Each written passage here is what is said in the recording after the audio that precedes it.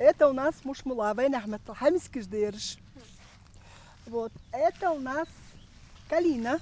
Отпуск Лейла Гагиева решила провести активно. Каждое утро начинается с хлопот в подсобном хозяйстве. На небольшой территории разместились и сад, и огород. Здесь огурцы, помидоры, лук, вишня, малина и не только. Выращивать овощи, фрукты и ягоды Лейла начала 7 лет назад, хотя интерес зародился намного раньше. До этого я выращивала, и в детстве всегда я занималась растениеводством. Я любила выращивать и овощи, и фрукты, и цветы, и деревья. Вы знаете, когда я прихожу в свой сад, огород, вы знаете, это не то, что вот тебе нужно поработать, а мне здесь очень нравится. Это дает заряд бодрости, дает какой-то, ну знаете, как бы вам сказать, это как для души. Работы здесь много. Полить растения, убрать засохшие листья, необходимы также подкормка и опрыскивание. Дело не из легких, было бы желание и настроение, делится Лейла. Тем более главный плюс собственного производства – все домашнее, а значит полезное, без каких-либо химикатов. Оно намного полезнее, намного больше витаминов, и это продукция, которая больше дает пользы человеку, чем вред.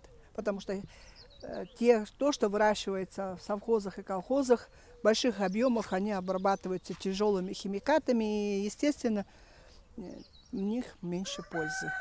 За хозяйством Лейла Гагиева ухаживает не одна. Поскольку женщина одновременно преподает в СУЗе, не всегда получается уделить нужное внимание участку. Поэтому маме активно помогает Лолита. Убирать сорняки и поливать грядки для нее в удовольствие. Если удобрять, то удобряем, поливать, то, что нужно покупать, то есть какие-либо удобрения, что-либо делать, то это мы вместе делаем. Большинство то, что мы делаем, если я не на работе, то мы делаем вместе. Если я остаюсь дома, с удовольствием. У Лейлы Гагиевой, как и у всех садоводов, вновь появилась возможность расширить любимое дело. Для этого она подала документы на участие в ежегодном республиканском конкурсе на лучшее подсобное хозяйство, инициированном главой республики. Раньше женщина наблюдала за участниками, но сама никак не решалась испытать удачу. Теперь же она намерена начать вести собственный бизнес. Я решила принять участие в конкурсе, чтобы сделать для себя балаган, в котором я буду выращивать помидоры, огурцы и клубнику ремонтодатную. Я хочу сделать это для себя, это как маленький бизнес и как хобби. Ну и очень хочется заниматься, как говорится, своим хозяйством. Конкурс на лучшее подсобное хозяйство проводится в регионе уже 3-й год подряд. Первый этап начался 13 июня и продлится до 27 числа. Финалисты продолжат борьбу за призовые места во втором туре, который стартует с 1 июля. В этом году в связи с тем, что количество участников с каждым разом растет, глава Ингушетии Махмуд Али Калиматов принял решение увеличить призовой фонд еще на 1 миллион рублей. Это значит, что общая сумма вознаграждения составит 3 миллиона рублей, а победителей будет больше на 10 человек. Мы даем объявления по всем, то есть муниципальные образования на всех своих информационных ресурсах дают объявления.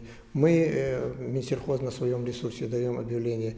И люди уже подготавливают как бы, там, фотоматериалы, и уже как бы, через 3-4 дня после объявления они начинают уже приходить в администрации и приносить фотоматериалы. К ним прикладывается заявление, что он хочет стать участником. И, то есть там указан адрес, телефон. И мы уже, как бы, администрация своей комиссии уже выбирает, если там их 100 человек подал, например, в Сунжинском районе, они выбирают 10-15 человек, которые наиболее, у которых как бы подходят условия к этому конкурсу. Лейла надеется пройти отбор и все этапы, а призы в конкурсе – хорошее подспорье для развития и популяризации садоводства. Малика Измайлова, Исмаил Коригов, Новости 24.